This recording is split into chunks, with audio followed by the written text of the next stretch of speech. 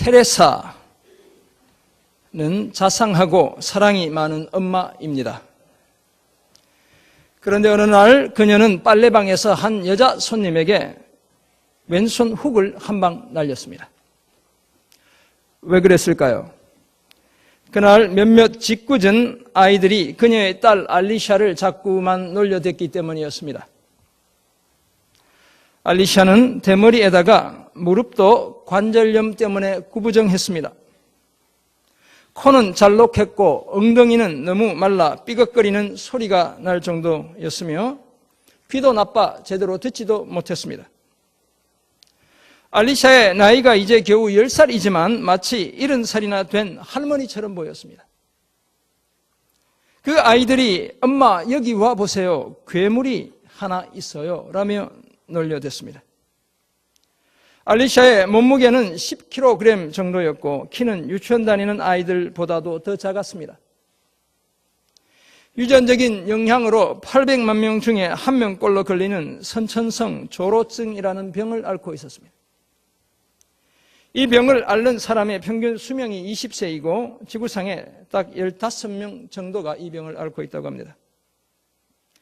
그 말을 듣고 있던 알리샤의 어머니 테레사가 내 딸은 외계인이 아니야. 내 딸은 괴물이 아니야 얘들아. 내 딸은 니네들이랑 똑같은 사람이야 라고 말했습니다. 정신적으로 알리샤는 다른 여자아이들처럼 발랄하고 재미있는 것을 좋아하는 초등학교 3학년 학생입니다. 많은 친구들의 이름을 기록해둔 예쁜 수첩도 가지고 있고 조그만 의자에 앉아 TV도 즐겨보고 바비 인형을 가지고 놀 뿐만 아니라 동생과 장난을 치는 것도 좋아하는 그런 아이입니다. 엄마 테레사도 이런 알리샤를 키우면서 이제는 힐끗 쳐다보는 사람들의 시선이나 속도 모르면서 던지는 가벼운 질문에도 많이 익숙해져 있었습니다. 계속되는 사람들의 호기심에도 인내할 줄 알았고 진지한 질문에는 기꺼이 대답도 해주곤 했습니다. 그러나 알리샤를 향한 무분별한 말들에 대해서는 결코 그렇지 않았습니다. 짧지만 아주 충격이 센 큰 왼손 훅을 한 방 날리는 것을 주저하지 않았습니다. 그래서 알리샤를 바라보며 괴물이라고 손가락질하는 아이들의 엄마가 다가와서는 어머 그게 여기 있네 라고 말할 때 테레사는 여보세요 아줌마, 내 아이는 그게 아니에요. 물건이 아니란 말이에요. 정신 좀 똑바로 차리고 내 아이 쳐다보세요 라며 단호한 말로 한 방 훅을 날렸던 것입니다. 사랑하는 성도 여러분, 이렇게 상대방에게 무언을 준다고 해서 누가 이 어머니 테레사를 비난할 수 있겠습니까? 그것이 바로 자녀를 향한 어머니의 사랑인 것입니다. 어머니는 자녀들이 불완전하게 보여도 끝까지 자녀를 사랑할 수 있는 능력을 가진 사람들입니다. 우리 어머니가 눈이 멀어서 그런 것이 아닙니다. 오히려 그 반대인 것입니다. 자녀들의 모습을 더 생생히 보고 있기 때문에 그렇습니다. 당연히 엄마 테레사도 딸 알리샤의 온전치 못한 모습을 다른 사람들과 똑같이 보고 있습니다. 그러나 테레사는 딸의 일그러진 외모가 아니라 딸이 가진 소중한 가치를 보고 있는 것입니다. 이 세상의 대부분의 어머니가 테레사처럼 희생적으로 자녀들을 돌보는 훌륭한 어머니들입니다. 그렇지만 이 땅의 모든 어머니가 다 이런 삶을 사는 것은 또한 결코 아닙니다. 때로는 여러 형제들 중에 특별히 한 형제를 더 편애하는 어머니도 있습니다. 심지어 이런저런 형편 때문에 자식을 내팽개치는 그런 어머니도 있습니다. 우리가 신문, TV, 인터넷 보도를 통해 듣고 보았지만 더 심한 경우에 자녀를 굶겨 죽이고 때려 죽이는 그런 부모들도 있는 것입니다. 그것이 우리 사회의 오늘날 모습인 것이죠. 이런 일이 없어야겠지만 짐승만도 못한 부모들도 우리 주변에 들어있는 것입니다. 그러나 사랑하는 자녀 여러분, 우리 중에 한 사람도 자녀가 아닌 사람이 이 중에 없습니다. 우리는 모두는 자녀로 태어났죠. 사랑하는 자녀 여러분, 그렇다고 해서 자녀로서 우리가 부모님께 대해 감당해야 할 의무가 없어지는 것은 결코 아닙니다. 아무리 우리의 부모가 못난 부모처럼 여겨져도 자녀로서 우리가 져야 할 거룩한 부담을 외면할 수 있는 것은 결코 아닌 것입니다. 앞에서 봉독해드린 오늘 본문 에베소서 6장 1절에서 3절을 비롯한 몇몇 성경 구절은 자녀로서 우리가 해야 할 도리가 무엇인지를 말씀합니다. 부모님을 진심으로 공경해야 한다는 것입니다. 끝까지 부모님을 섬겨야 한다는 것입니다. 그리고 그런 자녀들에게 하나님께서 잘됨과 장수의 축복을 주시겠다고 말씀하는 것입니다. 이런 사실을 말씀하는 오늘 본문을 포함한 몇몇 성경 구절을 통해 우리는 자녀로서의 우리의 도리는 무엇이며 그 도리를 다하는 자들에게 주시는 하나님의 복은 무엇인지를 발견하게 됩니다. 먼저 우리 자녀들은 부모님을 공경해야 합니다. 뿐만 아니라 우리 자녀들은 부모님을 끝까지 섬겨야 합니다. 그리고 이런 자녀들이 잘 되고 오래 사는 복을 누린다고 말씀하는 것입니다. 신약 성경에서 모든 어머니들의 표상이 되는 대표적인 어머니가 한 명 있습니다. 그 어머니가 바로 예수님의 어머니 마리아입니다. 구약의 사무엘의 어머니 한나와도 같은 그런 인물이라고 이야기할 수 있습니다. 마리아는 시집도 가지 않은 상태에서 임신을 하게 되었습니다. 처녀가 임신을 하게 된 것입니다, 여러분. 약혼한 남자 요셉의 아이도 아니고 엉뚱한 아이를 갖게 되었습니다. 사실 무척 당황스러운 일이었습니다. 곤란하기가 이만저만이 아니었습니다. 자기와 남편 요셉은 그 아이가 성령으로 잉태한 아이, 곧 메시아라는 사실을 알았겠지만 세상은 전혀 그렇지 않았습니다. 어디 가서 못된 짓을 하고 왔나 그렇게 생각했을 것입니다. 그렇게 낳고 기른 아들이 장성에서는 자신이 메시아라며 팔레스타인 이곳저곳을 다니자 장차 일이 어떻게 될지 걱정이 이만저만이 아니었습니다. 그래서 가족들이 함께 예수님을 잡으러 왔던 것입니다. 더구나 그 아들이 십자가에 매달려 죽어가는 모습을 바라보고 있자니 어머니 마리아의 억장이 무너져 내렸습니다. 그래도 끝까지 그 아들 곁을 떠나지 않고 그곳에 아들과 함께 있었습니다. 그러나 성경에는 그 반대의 어머니들도 있습니다. 먼저는 자식들 중에 특별히 한 자식을 편애하는 어머니입니다. 누굽니까? 야곱의 아내 리브가가 그랬습니다. 쌍둥이 아들을 에서와 야곱을 낳은 어머니 리브가가 그랬습니다. 흔히 부모의 자녀 사랑을 말할 때 이 10손가락 깨물어 아프지 않는 손가락이 하나도 없다라고 이야기합니다. 다 아프다는 것이죠. 그런데 리브가는 그렇지 않았습니다. 첫째인 엄지보다 둘째인 검지가 더 아팠습니다. 이렇게 깨무는 것보다 이렇게 깨무는 게 더 아팠다는 것입니다.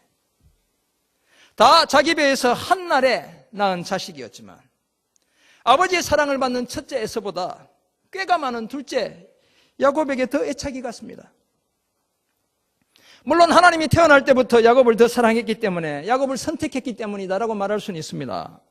그러나 그럼에도 불구하고 어머니 리브가의 지나친 편애는 형제들 간의 불화를 더욱 심화시켰습니다. 결국 그 두 형제는 잠시 화해했지만 영원히 그 후손들이 원수가 되고 말았습니다. 그래도 이런 정도는 약과라고 해야 합니다. 왜냐하면 성경에는 배고픔을 견디다 못해 자신이 낳은 아이를 잡아먹은 인면수심의 어머니도 등장하기 때문에 그렇습니다. 북왕국 이스라엘의 여호람 왕이 다스리던 시기에 아람 왕, 지금의 시리아 지역의 왕국을 이루고 있던 나라죠. 아람 왕 벤하닷이 쳐내려와 수도 사마리아를 포위했습니다. 오랫동안 성 안에 갇혀 있어야 했고 먹거리가 부족해 성경을 보면 비둘기 똥 4분의 1갑에 은 5세겔에 팔렸다고 이야기합니다. 비둘기 똥 요즘 그램으로 계량하면 300g에 은 5.5g을 줘야 살 수 있었다는 것입니다. 성경학자들이 이 무슨 비둘기 똥을 사고 파냐 이렇게 해서 비둘기 똥이 아니고 곡식의 겨라고 해석하기도 합니다. 바로 그런 시기였습니다. 어느 날 여호람 왕이 성곽 위를 지나갈 때 한 여인이 도와달라고 소리치는 것이었습니다. 무엇을 도와달라는 것이냐? 나도 너에게 줄 게 아무것도 없는데 라고 말했더니 하는 말이 실로 어처구니 없는 말이었습니다. 며칠 전 오늘은 자기 아들을 잡아먹고 삶아먹고 내일은 다른 여인의 아들을 삶아먹자라고 약속하고는 자신의 아들을 먼저 삶아먹었는데 다른 여인이 약속을 지키지 않는다는 것이었습니다. 이게 제가 꾸며낸 얘기가 아니고 성경에 나와 있는 얘기예요. 어머니들이긴 하지만 짐승과 별반 다르지 않는 어머니라고 말할 수 있습니다. 그런데 오늘 본문 에베소서 6장 1절에서 3절을 비롯한 하나님의 말씀은 우리의 부모님이 어떤 부모님이든지를 불문하고 믿음의 자녀들이 마땅히 갖추어야 할 도리가 무엇인지를 말씀하고 있습니다. 그리고 그 첫 번째는 무엇입니까? 부모님을 공경하는 것입니다. 오늘 보면 에베소 6장 1절에서 3절은 10계명 중 제5계명에 바탕을 둔 것입니다. 출애굽기 20장 12절, 신명기 5장 16절에 비슷한 동일한 내용이 나와 있습니다. 우리가 잘 알지만 10계명의 제1계명부터 4계명은 하나님과 인간의 관계를 다루는 계명입니다. 반면에 5에서 10계명은 인간과 인간의 관계에 관한 계명들인 것입니다. 그 첫 번째 관계가 무엇입니까? 부모와 자식의 관계인 것입니다. 특별히 자녀들의 부모님에 대한 태도가 어떠해야 하는지를 말씀하고 있습니다. 그것이 바로 부모님을 어떻게 한다고요? 공경하는 것입니다. 히브리어 원어를 보면 부모님을 무겁게 여긴다 이렇게 되어 있습니다. 부모님을 중하게 여겨드린다는 것입니다. 헬라어로 번역된 내용을 보면 부모님을 귀하고 존중한다는 것입니다. 귀하게 여기고 존중해드린다는 것입니다. 그렇다면 부모님의 권위를 인정하고 순종하는 것, 그것이 자녀들의 마땅한 도리라는 것입니다. 그리고 이것이 반드시 지켜야 할 하나님의 명령임을 10계명을 통해 말씀하고 있습니다. 물론 나를 버리고 떠나버린 어머니나 아버지를 공경하는 것이 결코 쉬운 일이 아닙니다. 이 중에 그렇게 자란 분들이 계실 거예요. 어쩌면 그런 상황에 놓여 있는 분들이 있을지 몰라요. 미움과 원망의 마음이 아직 다 정리되지도 않았는데 그런 부모를 공경하라니 도저히 말도 되지 않는 소리처럼 들릴 수도 있습니다. 내 상황을 모르니까 그렇게 이야기하지. 이렇게 말씀할 수 있다는 것입니다. 그렇다면 제 얘기를 들어야 합니다. 만으로 5살이 채 되지 않은 어린 저를 남겨두고 스스로 목숨을 끊어버린 저의 어머니를 이해하기까지 무수한 세월이 지나야 했습니다. 무슨 얘기인지 아시죠? 5살 때 저희 어머니가 저를 남겨두고 스스로 목숨을 끊으셨어요. 그 어머니를 그 지경으로 내모시고는 초등학교 4학년 때 돌아가 버리신 아버지, 그 아버지를 용서하고 그 삶의 외로움을 이해하기까지 무려 37년의 세월이 저에게 필요했습니다. 제가 아버지를 용서하고 이해해드려야 하는지 모르겠지만 제 안에 그 모든 사건이 이해되고 받아들여지기까지 37년의 세월이 필요했습니다.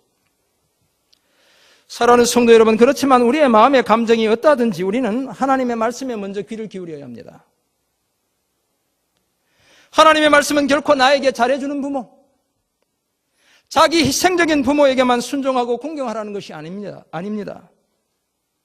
이것저것 따지지 말고 믿음의 자녀들은 주 안에서 부모에게 순종하고 부모를 공경해야 한다는 것입니다. 설령 폭력적인 부모들이 철창 신세를 지는 경우가 있고 그래서 자녀들에게 접근 금지 명령이 내려지더라도 우리의 마음속에 부모를 공경해야 한다는 그 자세는 잃지 않아야 한다는 것입니다. 그렇다면 우리가 어떻게 부모님을 공경할 수 있겠습니까? 부모님께 전화를 드리거나 카톡을 보내드리거나 페이스북으로 인사를 드리고 선물을 사드리고 식사를 대접하며 돈을 드리는 것, 부모님을 공경하는 표현일 수 있습니다. 당연히 그렇게 해드려야죠. 낳아주시고 길러주신 부모님의 수고와 희생을 인정한다면 당연히 우리는 물질로 부모님을 섬겨야 합니다. 아까워하지 말고. 그러나 그러기 전에 우리가 먼저 취해야 할 자세가 있습니다. 그것이 바로 부모님의 권위를 인정해 드리는 것입니다. 그래서 부모님의 뜻에 순종하는 것입니다. 부모님의 뜻이 하나님의 뜻에 반하는 것이 아니라면 일단 낮은 자세로 엎드려 부모님의 말씀을 들어야 합니다. 순종이라는 말에 바로 그 의미가 담겨 있습니다. 바짝 엎드려 부모님이 하시는 말씀을 듣는다는 것입니다. 그것이 바로 부모님을 공경하는 것입니다. 그러다 보면 머지않아 부모님들이 못 이기시는 척 하시면서 자식들의 뜻을 존중해 주시는 것입니다. 그래서 우리말에 이런 말이 있습니다. 자식 이기는 부모 없다는 것입니다. 여러분 자식 못 이기시죠? 우리가 다 그렇게 되는 것입니다. 사랑하는 성도 여러분, 무시무시한 아버지를 끝까지 공경하고 그 뜻에 순종했던 한 분이 성경에 소개되고 있습니다. 누굽니까?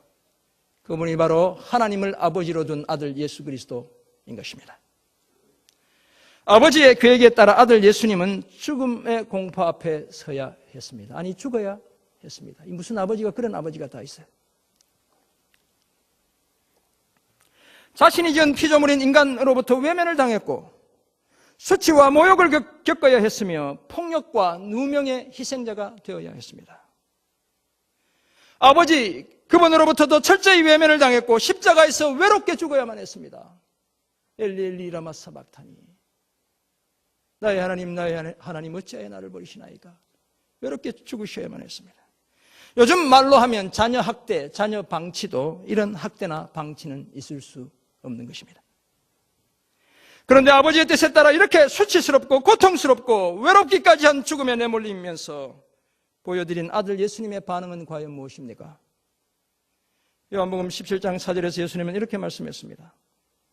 아버지께서 내게 하라고 주신 일을 내가 이루어 아버지를 이 세상에서 영화롭게 하였사오니. 엄청난 말씀을 하고 계신 거예요. 아버지께서 내게 하라고 주신 일을 내가 이루어 아버지를 이 세상에서 영화롭게 하였사오니. 아버지의 뜻에 철저하게 순종해서 아버지를 공경하는 일에 전혀 소홀함이 없었다는 것입니다. 그래서 예수님은 십자가상에서 뭐라고 외치셨습니까? 다 이루었다 라고 선포하실 수 있었던 것입니다. 사랑하는 성도 여러분, 이처럼 예수님이 우리의 부모님께 대한 순종과 공경의 롤모델인 것입니다. 물론 부모님들의 비신앙적, 비도덕적, 비윤리적 가르침, 요구에 대해서는 거부할 수 있어야 합니다. 아니라고 말할 수 있어야 한다는 것입니다. 그렇지만 그런 부모님도 공경해야 한다는 기본적인 태도는 버리지 않아야 합니다. 왜냐하면 그런 부모들까지도 공경하는 것이 하나님께서 정해두신 질서이며 요청이자 명령이기 때문에 그렇습니다. 이 공경의 삶을 사는 자녀들, 억울하다고 생각 들기도 하겠지만 누가 갚아주신다고요? 하나님이 갚아주시기 때문에 그렇습니다. 이 사실을 기억하고 항상 부모님을 공경하는 저와 여러분 모두가 되기를 간절히 소원합니다. 부모님께 대한 자녀된 도리 두 번째, 부모님을 끝까지 섬기는 것입니다. 우리는 이 사실을 십자가에 달리신 예수님의 모습 속에서 발견할 수 있습니다. 요한복음 19장 26절과 27절은 십자가에 달리신 예수님이 그 아래서 눈물을 흘리며 자신을 위로 쳐다보고 계시는 육체의 어머니 마리아를 향한 큰 사랑과 관심을 드러내고 있는 바로 그런 본문입니다. 고통 속에서 마지막 숨을 거칠게 내몰아 쉬는 그때에 예수님은 자신이 달린 십자가 밑에 있던 육체의 어머니 마리아를 주목했습니다. 그리고는 이렇게 말씀하시죠. 여자여 보소서 아들이니이다. 좀 더 의미를 살려 번역하면 이런 것입니다. 사랑하는 어머니, 여기 아들이 있습니다. 사랑하는 어머니, 여기 아들이 있습니다. 라고 말씀하셨던 것입니다. 하나님의 뜻에 따라 십자가에서 죽어가면서도 자신이 육체적으로는 어머니 마리아의 아들이라는 사실을 드러내셨습니다. 자신을 키워주시고 길러주신 어머니의 그 수고가 결코 헛되지 않았다는 사실을 확인시켜 주셨습니다. 아마 어머니 마리아의 눈에 다시 뜨거운 눈물이 흘러내렸을 것입니다. 그리고 그때 예수님은 십자가 밑에 있던 제자 요한에게 어머니 마리아를 부탁합니다. 뭐라고 얘기하세요? 보라, 네 어머니라. 무슨 말씀입니까? 이제는 너의 어머니다 라는 것입니다. 책임져 달라는 것입니다. 또 다른 육체의 형제들도 있었지만 특별히 자신이 사랑했던 제자 요한에게 어머니 마리아를 끝까지 섬겨주도록 돌봐주도록 그렇게 부탁하셨던 것입니다. 죽음을 목전에 둔 그 절박한 상황, 채찍에 맞은 몸과 못이 박힌 손과 발에 견딜 수 없는 고통이 밀려오는 그때, 한없이 목마르고 숨쉬기조차 어려운 그때, 그 순간에도 육체의 어머니 마리아를 주목했고 그 어머니를 끝까지 사랑하며 섬기셨던 것입니다. 그 부탁을 받은 제자가 그때부터 예수님의 어머니 마리아를 자기 집에 모셨다고 요한복음 19장 27절이 기록하고 있습니다. 우리가 교동문에서 교독했지만 잠언 23장 22절은 너를 낳은 아비에게 청종하고 내 늙은 어미를 경히 여기지 말라고 말씀합니다. 생명을 주신 부모님의 말씀에 귀를 기울이고 부모님이 연로하셨다고 함부로 대하지 말라는 것입니다. 뿐만 아니라 23장 25절은 내 부모를 즐겁게 하며 너를 낳은 어미를 기쁘게 하라 라고 말씀합니다. 제대로 부모님을 섬겨 부모님의 마음을 즐겁게 해드리는 것, 이것이 바로 자식된 도리라는 것입니다. 한편 누가복음 3장 23절에 근거해서 우리는 예수님이 공생애를 대략 30살부터 시작하셨다라고 이렇게 봅니다. 그렇다면 그때까지 예수님 뭐 하셨습니까? 못 하셨어요. 예수님은 어머니와 동생들의 생계를 책임지는 가장으로서의 역할을 친히 감당하셨던 것입니다. 성경학자들이 예수님의 육체의 아버지 요셉은 일찍 목숨을 잃었다라고 이야기합니다. 일찍 이 세상을 떠나갔다고 이야기합니다. 그러면 그 홀로 된 어머니를 몇 살까지? 30살까지 묵묵히 예수님이 섬기셨던 것입니다. 그 어머니를 모시는 그 일을 결코 소홀히 하지 않으셨던 것입니다. 인류를 구원하는 그 일, 하나님이 주신 그 사명이 급하고 또 중요한 일이었지만 아들의 도리를 다하는 그것을 결코 소홀히 여기지 않으셨던 것입니다. 사랑하는 성도 여러분, 그런데 오늘 저와 여러분은 과연 어떻습니까? 우리의 부모님을 향한 우리의 태도는 과연 어떻습니까? 우선 내 앞가림부터 해야겠기에, 내 자식부터 돌봐야겠기에 부모님에 대한 사랑과 관심의 끈을 놓고 살고 있지는 않습니까? 자꾸만 주름살이 늘어가고 기력마저 쇠해가는 우리 부모님을 아직도 내 필요에 따라 그저 이용만 하려 들고 있진 않습니까? 그저 내 자식 봐주는 그런 부모님들로만 여기고 있지는 않습니까? 만약 그렇다면 우리는 예수님의 모습에서 우리가 어떻게 부모님을 사랑하고 섬겨야 하는지를 배워야 합니다. 젊은 날들을 들였을 뿐만 아니라 숨이 곧 끊어질 그때에도 육체의 어머니 마리아를 마음을 다해 사랑하고 섬겼던 그 예수님을 본받아야 합니다. 그렇게 우리의 부모님을 섬겨야 합니다. 그리고 이런 자녀들에게 비로소 하나님의 보상이 주어지게 되는 것입니다.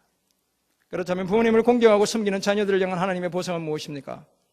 그것은 다름 아니라 땅에서 잘되고 장수하는 것입니다. 잘되고 땅에서 장수하는 것입니다. 약속의 땅에서 오랫동안 하나님의 은혜를 누리며 살게 된다는 것입니다. 에베소서 6장 2절 3절에서 사도 바울은 신명기 5장 16절을 인용하며 내 아버지와 어머니를 공경하라, 이것이 약속에 있는 첫 계명이니 이로써 내가 잘되고 땅에서 장수하리라 라고 말씀하고 있습니다. 여기서 사도 바울은 특별히 부모님을 공경하라는 10계명의 제5계명을 약속 있는 첫 계명이라고 말합니다. 이 내용은 신명기에 기록되어 있지 않죠. 사도 바울이 해석하는 것입니다. 왜냐하면 나머지 6계명부터 10계명까지는 이렇게 하지 말라, 저렇게 하지 말라라고 말씀하고 있는 금지 명령인 반면에 제5계명인 부모 공경의 명령에는 거기에 따른 하나님의 보상이 약속되어 있기 때문에 그렇습니다. 그래서 약속 있는 첫 계명인 것입니다. 물론 10계명에서 이 약속을 개인적인 약속보다는 하나님의 백성들로 구성된 공동체 전체에 대한 약속으로 이해하기도 합니다. 하나님께 대한 올바른 신앙과 부모님을 섬기는 도덕적 의무를 다하는 공동체가 약속의 땅 가나안에서 오랫동안 복된 삶을 누리게 된다는 것입니다. 그러나 우리는 이 약속이 또한 부모님을 공경하는 우리 각자를 향한 하나님의 축복 또는 보상의 약속임을 기억해야 합니다. 사실 요즘 웬만한 부모님들은 스스로 노후 대책을 마련하십니다. 그래서 나이가 들어도 자식들을 의지하려 드시지 않습니다. 그러나 고대에는 그런 준비를 전혀 할 수 없었기 때문에 연로해지면 먹고 사는 문제에 대해 전적으로 자녀들에게 의존할 수밖에 없었습니다. 따라서 만약 자식들의 삶이 넉넉하지 않는 경우에 정성을 다해 부모님을 공경한다는 것은, 공양한다는 것은 결코 쉬운 일이 아니었습니다. 따라서 척박한 삶의 형편에도 불구하고 마음을 다해 부모님을 공경하는 자녀들을 향한 하나님의 보상이 따라온다는 것입니다.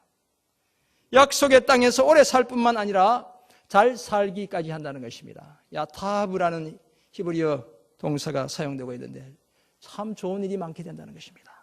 좋게 된다는 것입니다. 자녀된 도리를 다하는 자녀들에게 먹거리가 끊어지지 않게 해주시겠다는 것입니다. 하나님 앞에 올려드린 거룩한 꿈들이 실현되게 해주시겠다는 것입니다. 빼앗기지 않는 성공을 허락해 주시겠다는 것입니다. 하나님께서 그 수고, 그 땀, 부모님 공경하느라 쏟아부은 그 수고와 땀을 다 갚아 주시겠다는 것입니다. 사랑하는 성도 여러분, 이처럼 주 안에서 부모님을 공경하고 섬기는 일에는 반드시 하나님의 보상이 있습니다. 당연한 자녀의 도리이지만 그 도리를 다하는 자들에게 잘됨과 장수의 이중적인 복을 주시겠다고 약속하고 있는 것입니다. 그러므로 진실한 마음으로 부모님을 공경하고 섬겨 하나님이 주시는 잘되고 장수하는 복을 마음껏 누리는 저와 여러분 모두가 되길 간절히 소원합니다. 그렇다면 이런 약속이 성취되는 것을 보기 위해 오늘 당장 우리는 어떻게 부모님께 대한 우리의 도리를 다 해야 하는 것일까요? 두 가지를 말씀드리려고 합니다. 먼저 우리 부모님들을 이해해 드려야 합니다. 사랑하는 성도 여러분, 무엇이 진정으로 부모님을 공경하는 일이겠습니까?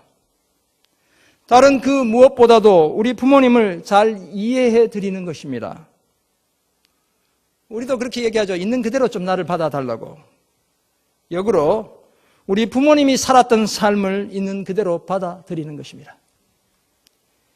이제 75이나 되신 저희 큰 누님은 저희 시골 큰 형수님과 나이가 똑같아요. 첫 결혼해서 아들까지 낳았지만 실패했습니다. 그리고 재혼을 하셔서 새로 아들, 딸, 제 조카 둘을 낳았습니다. 생선 가게를 하셨습니다. 그 조카들 다 시집 장가 보내고 이제는 먹고 살만하지만 아직도 그 일을 계속하고 있습니다. 지난주에 저희 집에도 생선 한 박스를 보내주셨습니다. 젊은 시절 가끔씩 누님이 저를 바라보시며 이런 이야기를 하셨어요. 윤아나, 나도 니만한 아들이 있다. 윤아나, 나도 니만한 아들이 있다. 그렇게 말씀하시며 눈시울을 붉히는 모습을 여러 번 저는 보았습니다. 왜냐하면 제가 누님 집에 대학 1, 2학년 때 얹혀 살았거든요. 그럼 저를 바라보면 계속 그 아들이 생각나는 거예요. 제 조카들은 아직 조금 어리고. 그러니까 저한테 윤아나, 나도 니만한 아들이 있다 라고 말씀하시며 우는 것이었습니다. 저희 큰 누님은 새로 시집을 가서 자기를 잘 이해해 주는 좋은 남편을 만났습니다. 저희 명이 아주 좋은 분, 두 번째 명이 아주 좋은 분이 있어요. 아들, 딸 낳고 행복하게 살아도 늘 두고 온 그 아들을 잊지 못하는 것입니다. 우리 중에 혹시 이런 분 있을지 몰라요. 아마도 제 조카의 입장에서 보면 엄마인 저희 누님이 원망스럽기도 했을 것입니다. 자기를 버려두고 떠났으니까. 친엄마도 아니고 계모 밑에서 자랐으니 새엄마가 아무리 잘해줘도 알게 모르게 많은 상처를 받기도 했을 것입니다. 그때마다 자신을 버려두고 새로 시집 가버린 그 엄마, 저희 누님이 원망스럽기도 했을 것입니다. 그러나 동생인 저는 그 엄마의 마음도 결코 편치 않았다는 사실을 잘 알고 있습니다. 늘 그 아들 때문에 마음 한구석에 어두운 그림자가 드리워져 있었다는 그 사실을 저는 잘 알고 있습니다. 다 이해할 수 없는 인생의 운명이 만들어 놓은 그 큰 상처가 엄마인 저희 누님의 가슴에도 고스란히 남아있다는 사실을 저는 잘 알고 있습니다.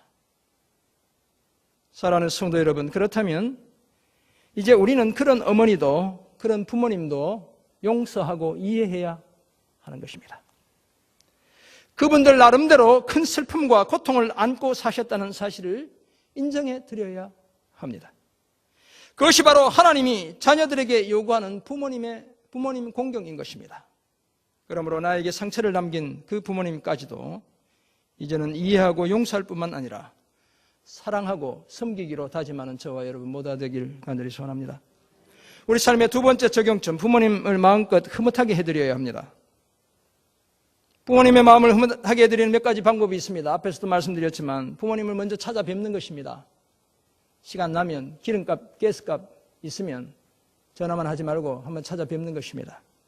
바쁘다고 핑계대지 말고 자식들 가외시킨다고 핑계대지 말고 한번 찾아뵙는 것입니다. 또한 그저 얼굴만 보여주시지 마시고 선물이라도 하나 좋은 거 준비해 가는 것입니다. 그렇게 찾아뵈면 뭐라고 말씀하세요? 뭘 이런 것까지 다 사왔어? 이렇게 말씀하시면서도 속으로는 좋아하시죠. 모시고 나가서 음식이라도 대접해드리면 말로는 이렇게 하시죠. 이런 데까지 돈 쓸 필요 없다. 집에 먹을 거 많은데 이렇게 얘기하시지만 마음으로는 기뻐하시죠. 우리 부모님들 가장 좋아하는 건 뭡니까? 뭘 좋아하세요? 뭘 좋아하세요? 돈을 좋아하세요.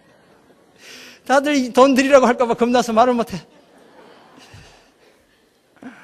돈 봉투를 드리면 니도 살기 힘든데 뭐 이런 것까지 라고 말씀하시며 한 번쯤 거절하시지만 내심 정말 좋아하십니다. 경제적으로, 시간적으로 그런 것까지 힘들다면 전화라도 드려야 하는 것입니다, 여러분.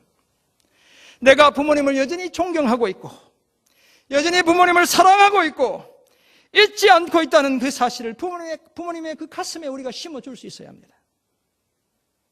그것이 저와 여러분이 해야 할 자녀된 도리인 것입니다. 이 도리를 다할 때 우리는 잘되고 장수하는 이중적인 복을 누리게 되는 것입니다. 지난주 저희 형수님이 두릅 첫순을 따서 모아 다른 자식들 5보다 막내 시동생인 저에게 먼저 보내주셨다는 얘기를 소개해드렸습니다. 그때는 어떤 집사님 한 분이 두릅을 또 잔뜩 주셨어요. 그래서 제가 두릅을 많이 먹었습니다. 두릅 달라는 얘기 아닙니다. 아니고 지난 주간 아내랑 그 얘기를 다시 하면서 새로운 사실 하나를 제가 발견하게 되었습니다. 제가 잘 몰랐던 사실을 하나 깨닫게 되었습니다. 그것은 다름 아니라 저희 큰 형수님의 마음에 막내 시동생인 제가 늘 부담이었다는 것입니다. 부모 없이 자라는 저를 바라보며 형수인 자기가 아무리 잘 해줘도 엄마가 해주는 것만 하겠냐는 생각을 늘 하셨다는 것입니다. 자기가 아무리 잘해줘도 엄마가 살아있으면 이것보다 더 잘해줄 텐데 라는 생각을 늘 하셨다는 것입니다. 그래서 자주 자기 자식보다 철부지였던 저를 먼저 챙겨주셨다는 것입니다. 이제는 제가 50도 훨씬 넘겼는데 아직도 그 마음을 가지고 계시다는 것입니다. 그런 형수님의 특별한 사랑, 어쩌면 어머니의 사랑보다 더 특별하고 더 감동적인 그 사랑을 먹고 제가 여기까지 왔습니다. 제 아내가 저를 보며 이런 이야기를 했습니다. 당신이 불우한 환경에서 자라면서도 이렇게 건강하게 자란 것이 다 큰 형수님 덕분이야. 저희 아내가 내리는 평가입니다. 저를 바라보며 큰 형수님의 그 희생과 사랑이 오늘 저를 그래도 조금은 어른을 공경할 줄 아는, 형제를 사랑할 줄 아는 따뜻한 마음을 가진 인간으로 만들어 준 것입니다. 사랑하는 성도 여러분, 어쩌면 오늘 우리 중에도 부모님을 도무지 용서하기 어려운 그런 분들이 있을 수 있습니다. 나를 버리고 자기 살 길을 찾아가 버린 그런 부모님을 공경하기란 결코 쉽지 않습니다. 더불어 살지만 한없이 무책임하게 살아가는 그런 부모님도 마찬가지인 것입니다. 그렇지만 우리가 묵상한 하나님의 말씀을 생각해 보면 자녀된 우리가 해야 할 일은 그래도 조건 없이 부모님을 공경하며 섬기는 것입니다. 나를 버리고 훌쩍 떠나버린 그 부모님도 이해하고 용서하는 것입니다. 나를 사랑하셨든지 아니면 나를 내팽개치셨든지 관계없이 그런 우리의 부모님을 이해해 드리는 것입니다. 일상 속에서든 절박한 상황 속에서든 예수님처럼 그 어머니를 사랑하며 섬기기를 잊지 않는 것입니다. 왜냐하면 그것이 저와 여러분을 향한 하나님의 요청이며 명령이기 때문에 그렇습니다. 그리고 우리 또한 그런 하나님의 사랑, 부모님의 사랑에 빚진 채 살아가고 있기 때문에 그렇습니다. 그렇게 부모님을 공경하는 저와 여러분을 향한 하나님의 보상이 있습니다. 무엇입니까? 잘되고 땅에서 장수한다는 것입니다. 부모님을 공경하는 데 드는 수고와 희생 그 이상으로 하나님이 갚아주신다는 것입니다. 형통한 길을, 성공의 길을 보장해 주시겠다는 것입니다. 이 약속 붙들고 부모님을 이해해드리고 흐뭇하게 해드리며 할 수 있는 한 우리의 부모님을 최대한 공경하며 끝까지 사랑하며 섬기며 살아가는 저와 여러분 모두가 되시길 주님의 이름으로 축원합니다. 아멘. 기도하겠습니다. 하나님 아버지, 오늘 우리에게 주신 귀한 말씀을 기억합니다. 사랑에 빚진 채 살아가는 우리 자신들을 잘 돌아보게 도와주시고 그 은혜와 사랑 잊지 않고 부모님 늘 공경하며 순종하며 섬기며 아름답게 이 믿음의 길을 달려가는 저희 모두 되게 도와주옵소서. 그래서 하나님께서 우리에게 약속하신 잘되고 장수하는 이중적인 축복을 마음껏 누리며 경험하며 살아가는 저희 모두 되게 도와주옵소서. 감사드리며 살아계신 예수 그리스도의 이름으로 기도드립니다.